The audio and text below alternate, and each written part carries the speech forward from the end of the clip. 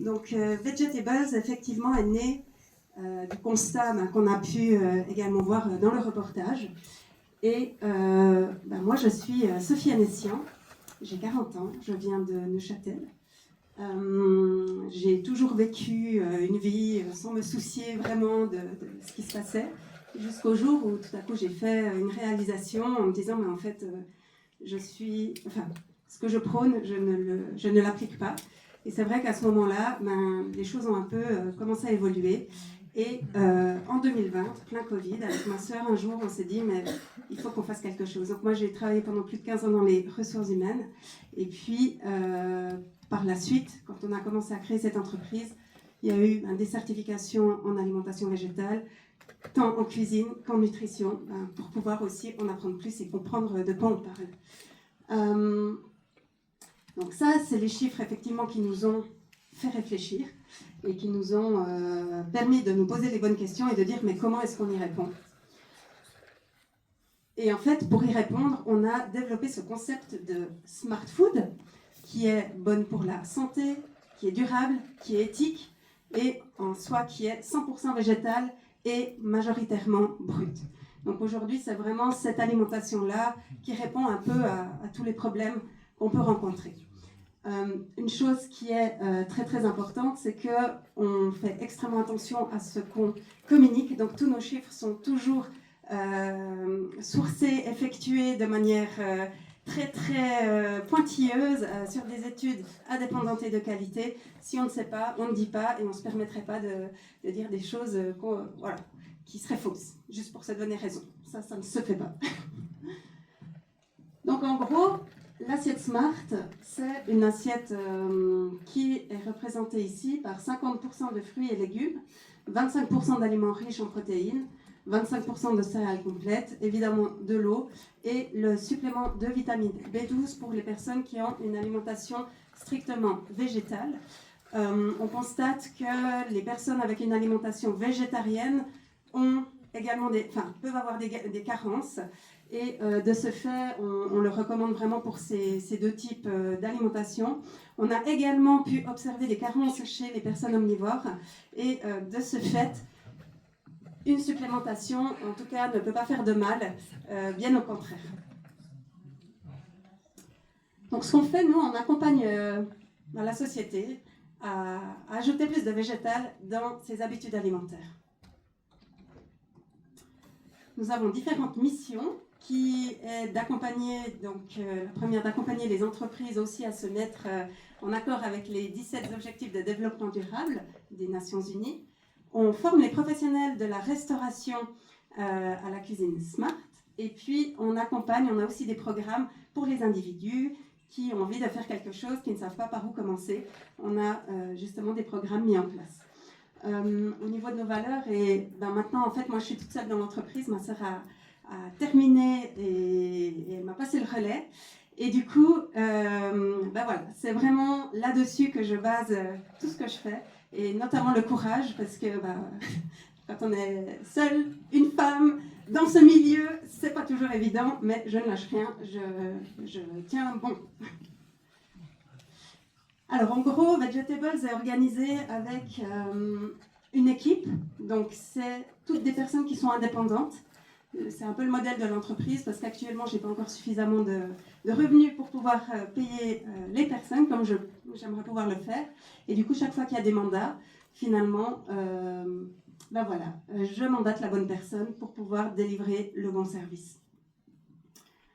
Donc, je vous disais, au niveau des services, on fait les formations. Et ça, c'est vraiment des choses qu'on a fait déjà. Donc, on a déjà pu expérimenter pas mal de services, notamment avec la plus grande crèche de Suisse, où on a pu aller former l'équipe de cuisine.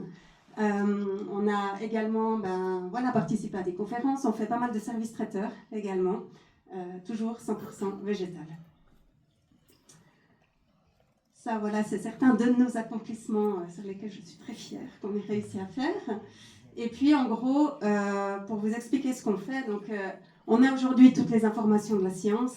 On le sait qu'on doit faire quelque chose, mais nous ne sommes que des pauvres humains et c'est très compliqué de changer nos habitudes. Et c'est pour ça qu'avec Vegetables, en fait, on se situe au milieu pour reprendre en fait toute cette littérature scientifique pour accompagner le changement. En gros, voilà ce qu'on fait. On prend les gens qui sont à ce niveau-là, et il y en a beaucoup. La plupart du temps, quand on me contacte, c'est vraiment pour me dire « Mais Sophie, j'aimerais faire quelque chose, je ne sais pas du tout par où commencer, qu'est-ce que je peux faire, comment je peux le faire ?» Et en fait, on les accompagne ici. Et c'est vrai que je montre toujours cette image à mes clients et ça leur parle. Et ils me disent qu'effectivement, c'est un petit peu comme ça qu'ils ont démarré et qu'ils ont réussi à mettre en place des choses. Voilà, en gros, pour Vegetables. Comme ça, vous savez un petit peu qu'est-ce qui s'est passé à ce niveau-là. Et si vous avez envie de nous suivre, ben, n'hésitez pas. Merci beaucoup.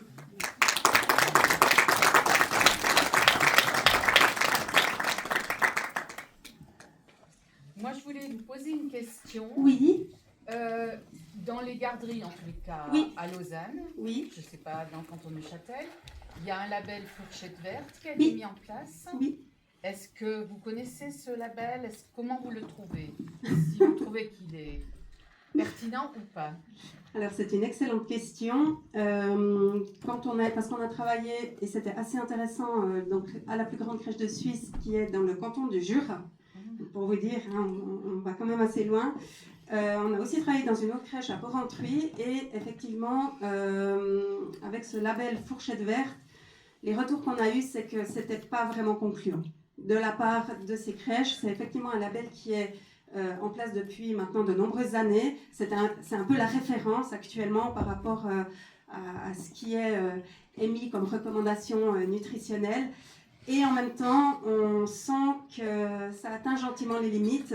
Et c'est vrai que ben voilà, les retours que je reçois, mais aussi de parents avec qui je discute, qui disent « Ouais, bon, il y a la fourchette verte, mais bon, finalement, moi, mon enfant, il mange rien. » Enfin, ça n'a pas de sens. Et c'est vrai que ben, il semblerait, et ça, c'est aussi un retour que j'ai reçu d'un professionnel de la cuisine, que finalement, ils peuvent faire un petit peu ce qu'ils veulent. Il n'y a pas vraiment de... Alors, il y a des... Comment dire des inspections, ou en tout cas, il y a apparemment quand même un suivi où les menus doivent être envoyés régulièrement.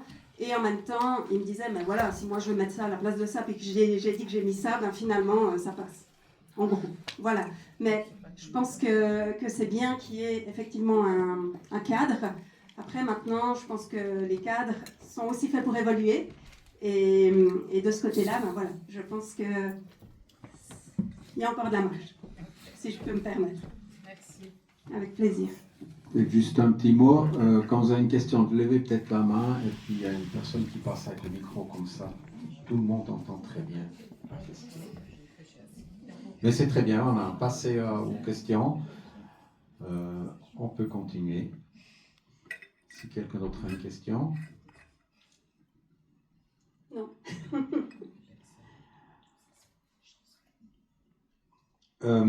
Autrement, on a préparé une ou deux questions. Donc, le film dresse un bilan relativement désastreux sur notre alimentation, sur l'effet sur les océans et également sur le reste de la Terre, bien entendu. Mais il finit par un message positif. Qu'est-ce que vous en pensez? Oui, alors c'est vrai qu'on a pu voir un peu tout le déroulé du documentaire. On a parlé de différents aspects qui sont effectivement délétères pour l'environnement. Je pense que bon, la note positive de la fin, effectivement, on ne va pas dire ben voilà, tout est détruit, on ne va pas y arriver. Au contraire, le but c'est quand même de se dire ben, maintenant qu'on a toutes les informations, agissons. Après, c'est vrai que ce documentaire était vraiment très axé sur l'environnement, la durabilité. J'ai trouvé qu'il manquait aussi quelques aspects par rapport à la santé, parce qu'à un moment donné, le monsieur disait il faut manger de la bonne viande, bonne pour la santé. On sait qu'aujourd'hui, la viande, c'est ce qui génère le plus de maladies cardiaques, le plus de cancers. Enfin voilà, donc pour moi, je pense qu'il y avait aussi quand même peut-être à mettre un petit curseur là-dessus. Et c'est vrai que parmi aussi les images qu'on a pu voir, notamment au niveau des animaux, il manquait aussi peut-être le côté, enfin pour moi, hein, vraiment, peut-être sentience, et aussi le côté parfois de la maltraitance, et même souvent animale. Et je pense que ça, c'est quand même quelque chose aussi à ne pas négliger. On a pu voir les poissons qui arrivent en masse, c'est vraiment... moi, ça me choque quand je vois ça. On a pu voir aussi des images de cochons qui arrivent dans les abattoirs. Moi, je trouve que c'est aussi quelque chose qui peut être très, très choquant. Et souvent, finalement, on préfère fermer les yeux et se dire, bon, de toute façon, je vais aller acheter en magasin. Je ne vois pas comment c'est produit. Et je pense qu'il y a aussi peut-être quelque chose à ce niveau-là. Et c'est fait. Il y a vraiment des associations comme L214 qui mettent ce genre de choses en avant. Mais voilà, pour moi, un petit peu, je pense qu'il y a vraiment du positif. Il y a maintenant des choses qui se mettent en place, notamment dans le canton de Vaud, d'ailleurs. Il y a une charte qui a été signée, je crois qu'il y a le mois dernier, je ne veux pas dire de bêtises, mais en tout cas, il y a quelques semaines, par rapport à la restauration collective. Donc, ils s'engagent vraiment au niveau de l'État à, typiquement, un des objectifs, c'est que d'ici, je ne sais plus exactement à quelle date, mais il y ait 50% de repas végétariens dans la restauration collective. Donc en gros, ça veut dire de diminuer la viande de 50% au niveau de la restauration collective, ce qui est énorme, et c'est écrit noir sur blanc, et du coup, ça veut dire qu'ils s'engagent à faire ce genre de projet, ce qui est, moi je trouve que c'est génial, et il faudrait de plus en plus que les cantons s'y mettent. Alors il y a des initiatives qui se mettent en place. Par contre, souvent, ce qui est un peu plus compliqué, c'est de les appliquer, de les mettre en pratique. Mais en tout cas, il y a des choses qui se font et je me réjouis de voir effectivement que ça aboutisse et qu'il y ait vraiment une action qui soit prise à ce niveau.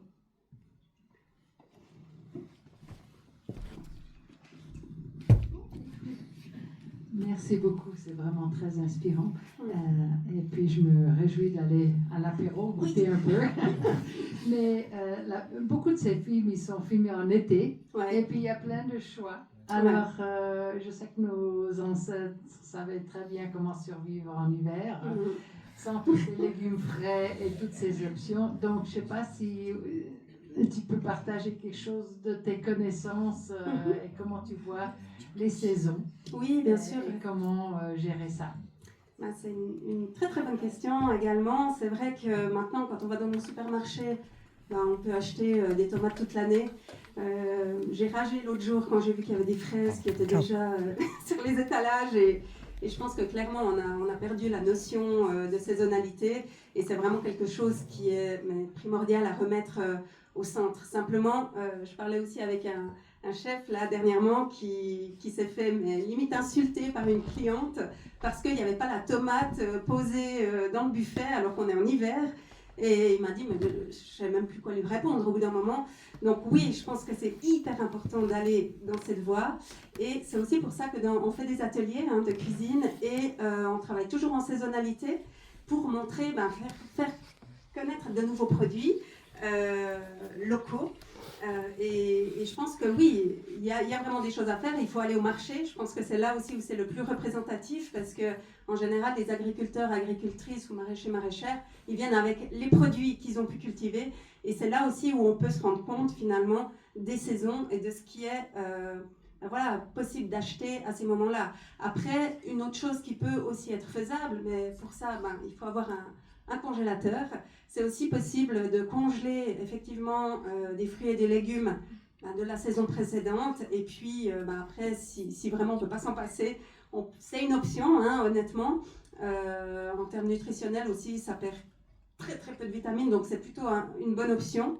Mais voilà, l'idée c'est aussi de réapprendre à cuisiner de saison, des nouveaux ingrédients. On est dans une société où tout doit être fait, mais immédiatement, vite. On va vite à la Coop, à la Migros, acheter son truc. On réfléchit même plus à comment est-ce qu'on cuisine. Et je pense qu'il y a tellement de possibilités différentes. Ce qui est important aussi, c'est de varier les recettes, d'essayer de faire des nouvelles choses. Ça se fait pas en 2 jours. Et clairement, moi, j'ai appris à cuisiner il y a vraiment pas si longtemps que ça, pour vous dire. Mais je pense que clairement, il y a des choses aussi à faire de ce côté. Merci d'avoir soulevé cette question. Ouais. Je ne sais pas si j'ai répondu. Oui, bon, je ne sais pas, il y a aussi des conserves. Oui, alors tout à fait, il y a aussi des conserves, il y a des bocaux. Je ne sais pas comment les faire. Oui, effectivement. Alors il y a la fermentation maintenant qui revient aussi en force. C'est vrai qu'il y a plein de techniques qui gentiment reprennent un peu place. Mais c'est vrai qu'il faut s'y intéresser. il faut aussi prendre le temps de comprendre comment ça fonctionne. Et puis, chaque changement, ça nécessite plusieurs répétitions avant que ça s'ancre vraiment comme habitude. Donc, même si au début, on se plante sur un truc, il ne faut pas baisser les bras. Même si on se replante encore une fois, ok, bon, voilà. Mais après, ça va venir et ça se met en place. Et plus on le fait, et plus ça devient une routine et on n'y pense même plus après quand on a réussi à intégrer cette habitude. Merci. Avec plaisir. Vu qu'il n'y a pas de questions pour le moment, j'aimerais rebondir Oui. sur ton affirmation que la viande commence à être un problème de santé. C'est vrai, c'est reconnu, mais si tu as entendu parler du label qui vient de plus en plus en France, Bleu Blanc Cœur. Donc c'est un label qui a été lancé par Pierre Veil, qui a d'ailleurs écrit un livre, Une seule santé, donc une analyse de 30 ans sur les sols, des expériences avec les sols, où on remplace les fourrages de soja-maïs par des fourrages plus traditionnels comme le lin, la luzerne, le lupin, etc. Où en alimentant donc, les animaux avec ces fourrages-là, on augmente le taux d'oméga 3, y compris dans les viandes rouges, ce qui est étonnant. Dans le fromage, c'est connu, vu qu'on sait que en Suisse, surtout les gens dans les Alpes qui mangent beaucoup de fromage d'alpage, ont à peu près le même taux de maladies cardiovasculaires comme dans les régions méditerranéennes où il y a beaucoup d'oméga 3. Donc, je ne sais pas si tu as entendu parler de ça. Donc, c'est un constat très intéressant. Donc, mais là, bien entendu, aussi, c'est complètement en dehors de l'alimentation industrielle. Ces viandes-là coûteraient beaucoup plus cher, coûtent d'ailleurs beaucoup plus cher. Par contre, en France, ils ont un énorme succès. Il y a dans certains marchés, supermarchés, ils arrivent à approcher le label, donc c'est Bleu Blanc Cœur, qui est justement de l'agriculture, comme on a vu dans ce film, éco-agriculture, donc où il disait il faut augmenter la qualité, mais la qualité se paye. Oui, et en même temps, on a la chance d'être omnivore et de ne pas avoir besoin de manger de viande pour être en bonne santé. Ah, mais c'est clair, dans le livre là, d'Une seule santé, ils disent d'ailleurs qu'il faudrait diminuer de 5 à 7, exactement ce qu'il y avait dans le film là, notre taux de protéines animales. Exactement. Parce que c'est... D'ailleurs, ils parlaient là d'un système qu'ils ont détruit depuis des millénaires. C'est faux, le système actuel d'alimentation, il n'est pas des millénaires. On n'est pas en train de détruire, seulement on est en train de casser ce qu'on a mal fait. Parce qu'avant, on mangeait nettement moins de protéines animales et on mangeait beaucoup plus de protéines végétales. Mais du coup, la question c'était quoi exactement, juste pour si je peux. Je voulais juste savoir si tu avais entendu parler de ce label Bleu Blanc Cœur. Non. Et qu'est-ce que tu en pensais, mais si tu le connais pas. Non, je me suis pas encore intéressée à ça. Il y a déjà tellement de choses à faire en Suisse que pour le moment, je suis basée en Suisse. Mais de toute façon, il y a tellement de labels aussi qui sortent, à toutes les sauces. Finalement, ces labels, ça devient aussi tellement compliqué de savoir, ce que ça représente. Est-ce que les gens vont vraiment lire toutes les lignes de chaque label? Qu'est-ce que c'est? Honnêtement, moi, je le fais pas parce qu'il y en a trop. Et puis, au bout d'un moment, on s'y perd, on comprend même plus rien, ça n'a plus de sens. Donc, pour moi, ce qui est primordial et important, c'est effectivement d'essayer d'ajouter au maximum de végétal dans son alimentation, si possible, même passer au végétal entièrement. C'est ce qui va vraiment répondre à l'urgence climatique, aux problèmes de santé qu'on rencontre. Et finalement, il y a aussi tout le côté, je reviens quand même sur les animaux, parce qu'il y avait une des slides que je voulais vous montrer. Aujourd'hui, les animaux terrestres, on en tue environ 80 milliards par année. On est combien d'êtres humains sur Terre? Donc là, je pense qu'il y a aussi effectivement quelque chose à réfléchir. Et pareil, pour les poissons, on l'a vu, par rapport aux recommandations, et pareil, en Suisse, on a des recommandations qui préconisent aussi de manger quand même de la viande, du poisson. Alors maintenant, les quantités ont diminué et je parle de la pyramide alimentaire. Je ne sais pas si des personnes ont pu constater qu'il y a eu un changement au mois de septembre l'année dernière. Ils ont fait évoluer la pyramide alimentaire, ce qui en soi est super bien. il n'y a plus de steak en première place. Donc ça, c'était assez surprenant, mais dans le bon sens. Et maintenant, il y a vraiment les légumineuses qui sont remises en avant. Par contre, il y a quand même toujours une préconisation de manger de la viande. Bon, soit. Mais c'est vrai qu'il y a eu cette évolution. Donc, je veux dire, même si au niveau de nos politiciens, de la Confédération, il y a aussi ces changements qui se mettent en place, c'est qu'il y a clairement des choses à faire. Et c'est là où on intervient avec Vegetables, parce qu'encore une fois, on nous met ces recommandations, on nous explique plein de choses, qu'il faut diminuer la viande, qu'il faut diminuer ci, qu'il faut arrêter ci, qu'il faut arrêter ça, ok, mais on le fait comment?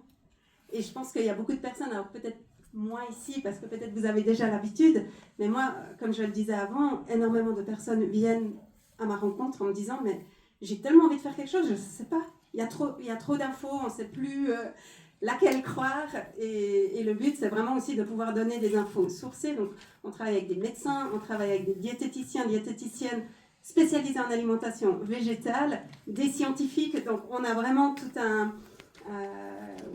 une équipe qui est là et qui est vraiment au service pour donner les bonnes informations. Voilà, en gros.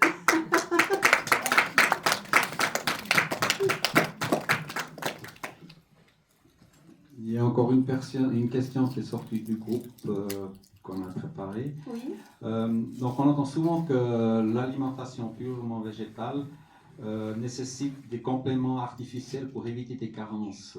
Est-ce vrai? Alors, comme je l'ai expliqué tout à l'heure, en fait, tout ce qui concerne la B12, oui.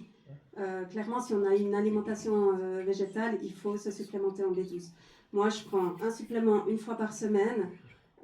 J'ai aucune carence en B12. Au départ, je me rappelle que quand j'ai annoncé à ma doctoresse que je passais à une alimentation 100% végétale, elle m'a regardée avec des grands yeux en me disant « Mais non, vous allez être en carence, enfin de ci, de ça ». Depuis qu'elle voit mes prises de sang, honnêtement, elle me soutient à fond. Maintenant, elle est là. Elle m'a demandé quel type de B12 aussi je prenais. Elle a commencé à s'intéresser et puis elle m'a dit que clairement, elle voyait aussi une amélioration chez ses patients depuis qu'elle a aussi d'autres informations. Donc ça, c'est aussi quelque chose de très, très important. C'est que les médecins, malheureusement, ils n'ont pas suffisamment d'éducation en termes de nutrition. Donc la plupart du temps, et ça c'est Laurence Froidevaux qui le dit, qui a fait aussi tout le cursus de médecin, elle dit « Mais moi, j'ai eu 4 heures, si tout va bien, de nutrition. » Donc, alors que c'est des médecins, que c'est eux qui seraient censés nous dire comment nous alimenter, enfin, ils devraient savoir que la santé passe en tout premier lieu par l'alimentation. Et finalement, malheureusement, on se rend compte qu'on n'y est pas encore. Donc là aussi, il y a un très gros travail à faire. Après, en termes de suppléments, il y a la vitamine D3, mais ça, peu importe qu'on ait une alimentation végétale ou omnivore. La vitamine D3, si on n'en a pas suffisamment stocké pendant l'été, c'est important d'en prendre durant plutôt les mois d'hiver, parce que voilà. Mais autrement, si on a une alimentation variée, qui est vraiment équilibrée, qui est complète, honnêtement, on peut tout couvrir. On couvre vraiment tous les besoins. En gros, voilà. Je ne sais pas s'il y a encore des questions dans la salle. Oui. Bonjour, vous avez parlé de nutrition et de formation en nutrition, etc. Oui. Est-ce que vous considérez qu'actuellement les formations qui sont dispensées pour devenir nutritionniste considèrent suffisamment justement cette approche végétalisée en termes de nutrition? Parce que j'ai pas l'impression que ce soit encore le cas chez les professionnels justement. Alors, excellent point. Effectivement, ce qu'il faut savoir, c'est qu'ici en Suisse, on a la Société suisse de nutrition et des diététiciens qui finalement chapeaute un peu tout ce qui est au niveau de la nutrition. Et si on va regarder un petit peu comment est organisée l'association, d'ailleurs Fourchette Verte est aussi vraiment basée là-dessus. C'est une association qui est financée, il faut le dire quand même, par les gros lobbies de l'alimentaire. Donc si vous allez regarder sur leur site, vous verrez Proviande, Swiss Milk, Nestlé, enfin voilà. Ok, ça c'est une chose. Eux, sur leur site, ils disent que ça n'a aucune incidence. Bon, après, voilà, moi je ne me permettrai pas de me faire financer par Proviande. Et puis, voilà, mais bon, ça c'est un autre débat. Donc oui, clairement, moi j'ai pu avoir des discussions avec des personnes qui, mordicus, me disent non, c'est pas possible, non, ça ne va pas, moi je suis nutritionniste, j'ai fait mon cours, j'ai tout suivi. Et la plupart des diététiciens et diététiciennes, voilà, il ne faut pas rentrer en discussion avec ces personnes.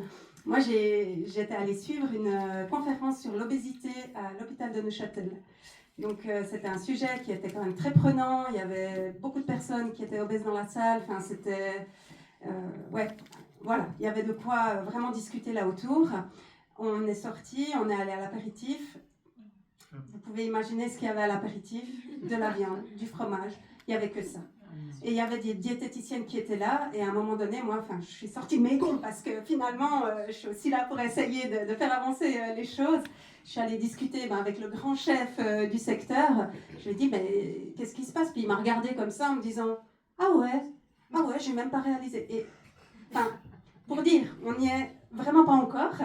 Et en même temps, c'est aussi pour ça qu'avec ce genre d'initiative, avec ce qu'on essaye de faire, on veut faire avancer les choses. Et puis, comme on voit au niveau des politiques, encore une fois, qui veulent aussi mettre à l'agenda l'alimentation, à un moment donné, il va falloir quand même un peu réviser la copie et puis aller un peu plus de l'avant et se former différemment. Moi, c'est pour ça que j'ai suivi mes formations en Amérique et en Angleterre, parce que là, c'est vraiment, ils sont déjà hyper avancés. Les 5 plus grandes associations de nutrition et de diététiciens au monde ont validé qu'une alimentation végétale est tout à fait vivable à 100% si elle est bien planifiée.